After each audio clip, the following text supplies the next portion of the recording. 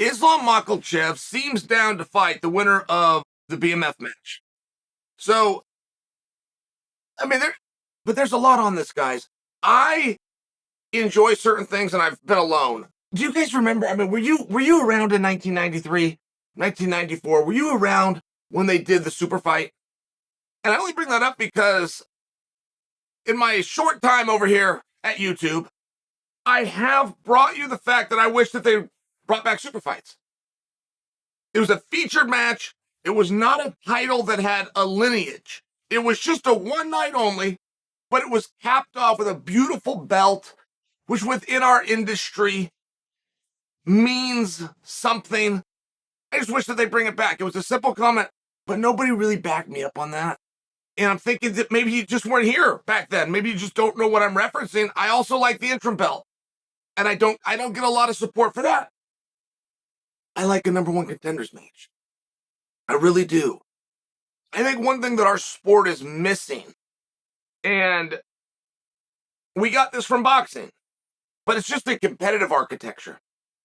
If you were to ask me, how do I be a UFC champion? I could lay out a guess. I mean, that guess would start all the way back at how you even get signed in the first place. And it would be a guess based on studying and seeing the formula and recipe work countless hundreds of times. But it would still be a guess because that architecture is not in place, right? It's very different if you were to ask me, how do I become Super Bowl champion? I can tell you very specifically about starting with the clearinghouse in the NCAA when you're 18 years old and you got to go on to college. I can tell you very specifically about the draft. I can tell you very specifically about the playoffs. About being on a team that has more points than the other team when time runs out and advancing through the bracket. I mean, do you understand? So, we're not going to have brackets. And a small step in that direction, though, a small step is to essentially have a semifinal, and that is what the number one contenders match is. And I got a little wordy there explaining number one contenders match, but it is very relevant, right? We would love to have a bracket so we actually know who's who. So when you get some cocky kid with big ears out of Pennsylvania named Bo that steps forward on day one and says, I can beat all of you, but the dude's actually willing to go out there and prove, even if he doesn't do it, but he's willing to go out there and prove because he thinks it. I'm just sharing with you. That'd be a wonderful thing, in my opinion. So, okay, because we can't have that, let's break it down. Let's do a semifinal. We'll call it a number one contenders match. But now, on the heels of Islam saying he's down, I'm quoting here, to fight the winner of the BMF. All of a sudden, it becomes crystal clear we don't have a number one contender, but all of a sudden, old Chael has to wonder, is this why? Is this why we don't do number one contenders matches? Imagine we've done everything that we've already done, but we find ourselves in this exact same situation, meaning that Islam doesn't have an opponent. But imagine that we did it Chael's way. And when Benny and Charles were walking out there, we said very clearly, this is a number one contenders match. I do not care who wins. He will fight for the belt. He will have earned it. And let's say he does the match and he wins and I shine him up real nice. I start at the press conference that night greasing his wheels. Talk about he's earned it. He's proved it. He's the guy. He's the one that's going to fight for it. He's beat the field. He's cleared him out. And then I get to a situation like now where the guy that I did that for, that I said these things about, doesn't want to do the match. And I'm forced to go and find someone else. That someone else now enters the competition with an asterisk, and I can't change that.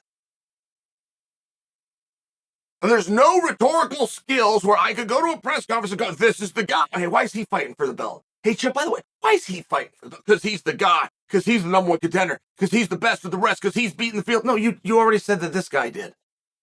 You said that about this guy. What do you mean this guy did? Well, but this guy, but he just is, all right? He just is. Will you buy the event? I mean, you see the spot that you end up in? And is that why this doesn't happen? That would be very simple. That's very unsophisticated, but it seems to make a lot of sense, right? Wouldn't you be in a tough spot? I mean, isn't it a shocking thing that we are still looking for an opponent for the champion? I don't know when Perth was, which was Islam's last fight, his wonderful match with Volkanovski. I don't know, but I feel like it was 5 months. Was it less than that? Was it maybe 4? And I bring it to you because if we don't know who's supposed to fight him, who's the field that we're choosing from? I know 155 is a bunch of studs. I can't at all blame Dustin and or Justin for not speaking up and going after Islam right now. I just couldn't blame them with the stress and the bludgeoning that they are both training and preparing and are ultimately going to do for their own main event title fight. Like, I can't blame them. But I'll make a broad stroke point to the division, of which is very deep and is very tough. And I would ask, who would like the match? The fact that Islam is having to come out and start to look in certain directions because nobody is arguing. And we had a wonderful back and forth that involved Islam. It was Islam and Gaethje and Daniel Cormier through the media fighting it out for who's going to have the opportunity to take on Charles Oliveira. Ultimately, they both got it, but I'm just sharing for you. That's generally the spot that we're in. And now we're looking for a number one contender. We're taking a look at a match that's already a title fight. And I mean, you just scratch your head at some point and go, what are we doing here? I mean, we could solve the problem real fast. It's one call to Eddie Alvarez. I don't know that that's going to happen. I don't know that's on the table.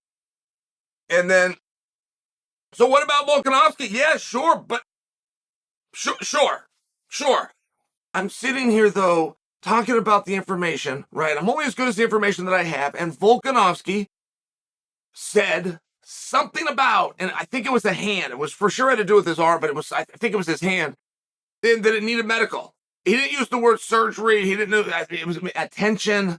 I've got to, and so I just share that for you with, I don't know. And traditionally speaking, we just don't sign and or book a guy who's about to go under the knife.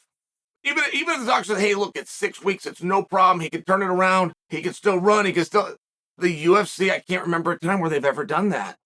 I know that Volk's a great option, but I also know the winner of the Poirier and Gaethje is a great option. I know that Eddie Alvarez is a great option. And I'm just bringing it to you. Maybe we can't have number one contender matches. Maybe we can't do it. Maybe it's too big of a risk. It's too big of a risk to put something like that on a guy. And the psychology changes so fast. And we just saw this a week ago. You had I want to tell you exactly how this happened. I'll make this quick. But we had 3 185-pounders that got called to take on Bo Nickel on short notice when Bo's opponent pulled out. 3 were called. All 3 said no in a way that the matchmakers realized we're not going to get anybody to take him on. Now, you could always solve that problem by just going outside of the company. For that opportunity to break into the business, you will find some, but guess what? I think you might think this is interesting. So 3 guys said no, a whole roster there to choose from. None of them said a word. 3 of them got called. The very first person outside of the company, the very first was Val. And Val said yes, and he came over. We had 3 that said no directly. We had a whole roster that said nothing. We had somebody on the regional circuit, the very first person called. And it's very interesting, right? Because now you fast forward, it's those same guys, and it's that same mentality, but it changes over time. The more you do for them, the less they want to do back. And so now we have a situation where Charles has earned the right, but he doesn't want it. We have a situation where you could argue a survivor's clause, which is very real and alive in our industry, and that is what Benny DeRue should be screaming from the top of his lungs. He should be screaming, I was in a number one contenders match. If the guy that beat me can't go on, and I can, then I do. And there is a history of that dates back to the earliest days of our sport in Japan and still lives on to this day in a Grand Prix situation. over at Bellator. He hadn't said a word. None of them have. And I just thought I'd bring it to you because it's interesting.